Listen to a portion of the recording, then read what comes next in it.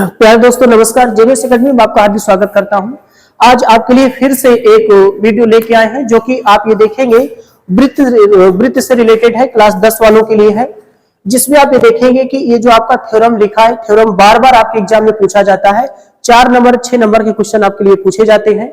ये थ्योरम को देखिए, क्वेश्चन को खूब पढ़िए मन लगा के, जिससे कि क्वेश्चन अगर आता है तो आप इसको बोर्ड में कर पाए, और उम्मीद है कि क्वेश्चन आपको पूछा जाएगा। ठीक है, तो क्वेश्चन क्या कहता है कि सिद्ध कीजिए किसी बाह्य बिंदु से वृत्त पर खींची गई दो स्पर्श रेखाओं की लंबाइयां क्या होती हैं, बराबर होती हैं। इसके कहने का मतलब क्या है कि जैसे कोई अगर वृत्त आपका हो, जैसे अगर कोई वृत्त हो और वृत्त में कोई एक स्पर्श रेखा आप खींच देते हैं, देखिएगा तो आपने इसको P और Q नाम दे दिया, और यहाँ पर आपने देखा कि ये आपकी त्रिज्याएं हो जाती हैं, और ये आपकी त्रिज्या सेंटर, ये आपको नाम दे दिया आपने क्या, A। ठीक है, यही स्पर्श रेखा की क्या है, लंबाई है। स्पर्श रेखा की क्या है, लंबाई है। यानी AP बराबर PQ हमें प्रूव करके क्या करना है, दिखाना है। इनके कहने का यही मतलब है कि सिद्ध कीजिए किसी बाह्य बिंदु से वृत्त पर खींची गई स्पर्श रेखाओं की लंबाइयां क्या होती है, बराबर होती है। यानी ये जो स्पर्श रेखा की लंबाई है आपस में क्या होती है, बराबर होती है। तो AP बराबर PQ हमें यहाँ पर प्रूव करके दिखाना है। या करके क्वेश्चन ऐसा भी पूछ सकता है कि सिद्ध कीजिए किसी वृत्त पर बाह्य बिंदु से खींची गई स्पर्श रेखा बराबर होती है तथा बिंदु पर समान कोण आंतरित करती है, कोण भी हमें बराबर करके यहाँ पर दिखाना पड़ेगा। ठीक है, तो इस तरीके से आपका फिगर बनेगा, चित्र से अच्छे से बनाएंगे, उसके बाद हम क्वेश्चनों को यहाँ पर स्टार्ट करते हैं। ठीक है, चलिए देखते हैं। तो अब यहाँ पर आपका जो थ्योरम है ध्यान पूर्वक देखेंगे क्या है, जरा देखेंगे। सबसे पहले हम क्या करते हैं, एक यहाँ पर आप वृत्त बना लेते हैं। यहाँ पर हमने एक वृत्त बनाया, ये बना लिया, और ये इसका केंद्र होता है। ठीक है, देखिए सबसे पहले देखिए ये चीज जो बनेगा गोला प्रकार से बनाएंगे, आप अच्छे से बनाएंगे। देखिए सबसे पहले आप वृत्त लेंगे, और वृत्त देखिए 2 सेंटीमीटर 3 सेंटीमीटर गोला प्रकार में त्रिज्या लेकर आप एक वृत्त का निर्माण करेंगे। और वृत्त से मान लेते हैं 5-7 सेंटीमीटर दूरी एक आपको बिंदु ले लेना है। ठीक है, एक बिंदु आपको ले लेना है, चॉइस कैसा भी बिंदु ले लें। हम नाम क्या दे दिया, ए बिंदु दे दिया, और इसका नाम क्या दे दिया हमने, ओ केंद्र है। ठीक है, 5-6 सेंटीमीटर आप लेके बाहर की ओर, चाहे इधर चले जाए चाहे इधर चले जाए, कोई दिक्कत नहीं। ठीक है, तो सबसे पहले गोला प्रकार में 2 सेंटीमीटर 3 सेंटीमीटर आप वृत्त खींचेंगे। खींचने के पश्चात फिर आप क्या करेंगे कि यहाँ पर सेंटर है, तो सेंटर से पटरी की सहायता से 6 सेंटीमीटर 7 सेंटीमीटर जितना इच्छा करे आप इधर चाहे इधर आप बढ़ा लीजिए। ठीक है, इतना बढ़ा लेने, बढ़ाने के पश्चात फिर गोला प्रकार की नोक यहाँ पे रखना है, इसको अर्धक करना है। इस लाइन को क्या करना है, अर्धक करना है। आधी से ज्यादा दूरी भरेंगे तो एक चाप आप ऊपर लगा देंगे, और एक चाप कहाँ लगाएंगे, नीचे। फिर यहाँ पे रखेंगे तो एक चाप इधर, और एक चाप आपका कहाँ लगेगा, इधर।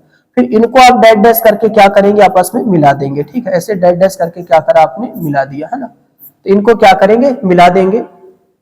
उसके बाद क्या करेंगे कि गोला प्रकार की नोक यहाँ पे रखेंगे, चाहे इस दूरी को लीजिए चाहे इस दूरी को लेंगे, एक दूरी को लेना पड़ेगा, और एक को रखना तो दूसरे को भी घुमा के देख लेना, बराबर दूरी होनी चाहिए। तो वहां से फिर आप एक वृत्त का क्या करते हैं, निर्माण करते हैं ना। एक वृत्त का आप यहाँ पर क्या कर देंगे, निर्माण कर देंगे, तो आपका क्या बन जाएगा, एक वृत्त बन जाता है। ठीक है, उसके बाद फिर यहाँ पर क्या करना है, एक आपको स्पर्श रेखा खींच देना है, इसे देखिएगा, एक आपको स्पर्श रेखा खींच देना है। ये आपकी क्या होंगी दोस्त, स्पर्श रेखा होती है। ठीक है, ये आपने खींच दिया, ये आपकी क्या स्पर्श रेखा है। तो स्पर्श रेखा आपको पता है कि अभी मैंने पढ़ाया, इसका नाम मैंने P और क्या दे दिया, Q। स्पर्श रेखा आपको पता है कि इस पर कितने अंश का कोण बनाएगा, तो 90 अंश का कोण बनाता है।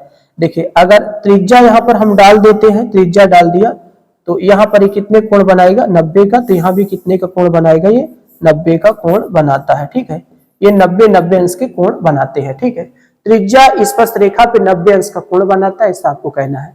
लेकिन जो आपको सिद्ध करना है वो ध्यान से देखिएगा, क्या सिद्ध करना है।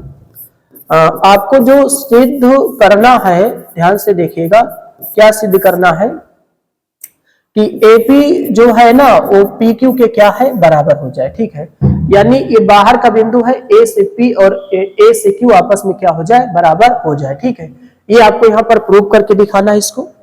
तो यहाँ पर अब देखिए कैसे आप इनको प्रूव करते हैं।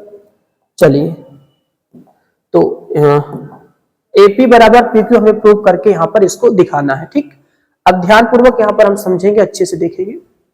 तो सबसे पहले हम क्या करते हैं कि हम त्रिभुज पकड़ते हैं। त्रिभुज क्या लेंगे, एक बार हम APO पकड़ेंगे, एक बार AQO पकड़ेंगे, ठीक है।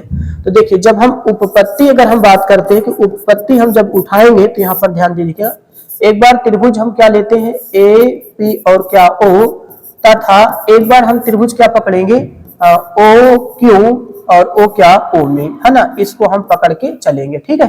तो AP और O और AQ और क्या लेके चलेंगे O लेके चलेंगे। अब इसको क्या करेंगे, सर्वांग सम करेंगे। सर्वांग सम कैसे करेंगे, ध्यान से देखिएगा। आपको पता है दोस्त, देखिएगा कि आपको ये पता होना चाहिए कि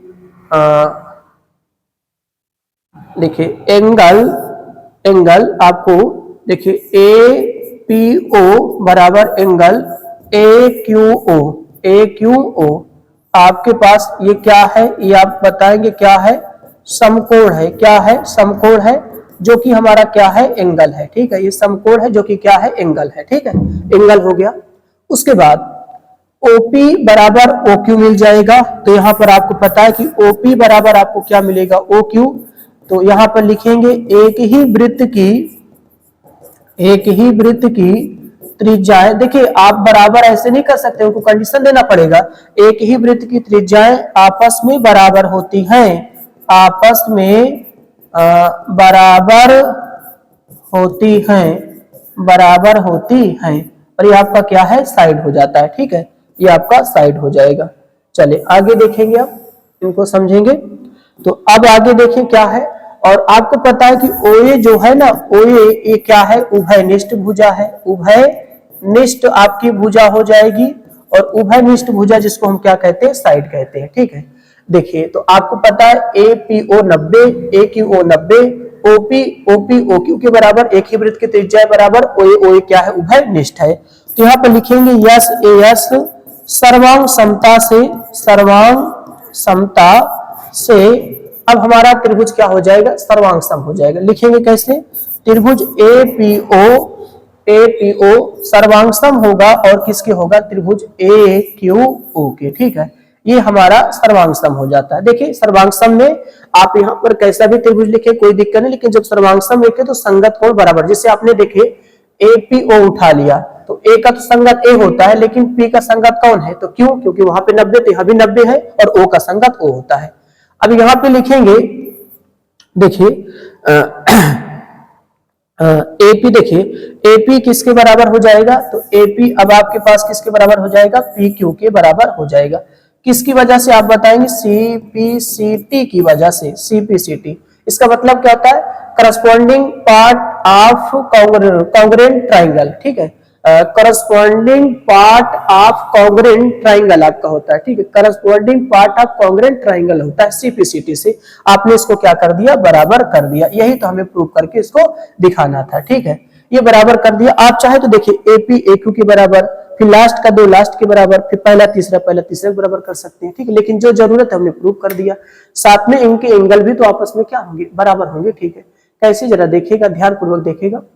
तो एक बार देखिए, जैसे AP आप देखिए यहाँ पर एंगल A कैसे लिखेंगे, देखेंगे एंगल APO बराबर एंगल क्या होगा, AQ और क्या होगा, O, AQO होगा। उसके बाद देखेंगे क्या लिखेंगे, AOP एंगल AOP बराबर AOQ, एंगल AOQ। और यही हमें इसको प्रूव करके दिखाना था कि इनके यहाँ पर कोण भी आपस में क्या होते हैं, बराबर होते हैं। तो हमें जो प्रूव करना था उसको भी हमने यहाँ पर प्रूव करके आपको दिखा दिया, ठीक है। कि एंगल AOP एंगल A, देखिए यहाँ पर देखिए एंगल, देखिए एक बार A एक बार P एक बार A के संगत, P के संगत, O के संगत। देखिए यहाँ पर आप अकेले अकेले नहीं लिख सकते, नहीं तो गलत हो जाएगा। आपको सभी के साथ लिखना पड़ेगा, नहीं तो फिर उसको गलत माना जाएगा, ठीक है। इसलिए मैंने क्या करा कि AOP लिखा और एक बार AOQ लिखा, ठीक है। एक बार APO लिखा तो एक बार AQO लिखा। इस तरीके से इनको हम आपस में बराबर कर सकते हैं, ठीक है। तो आपने देखा कि क्वेश्चन आपका बढ़िया क्वेश्चन है, कई बार क्वेश्चन दोस्त पूछा गया है। इसको अच्छे से पढ़िएगा, बार बार रिपीट करके पढ़िएगा, क्योंकि क्वेश्चन बार बार दोहराए जाते हैं, ठीक है। तो चलिए आज की क्लास हम सिर्फ यही तक रखेंगे। आपको थ्योरम मैंने अच्छे से खूब समझाया। अब मिलते हैं अगली क्लास में, ठीक है। जय हिंद, जय भारत।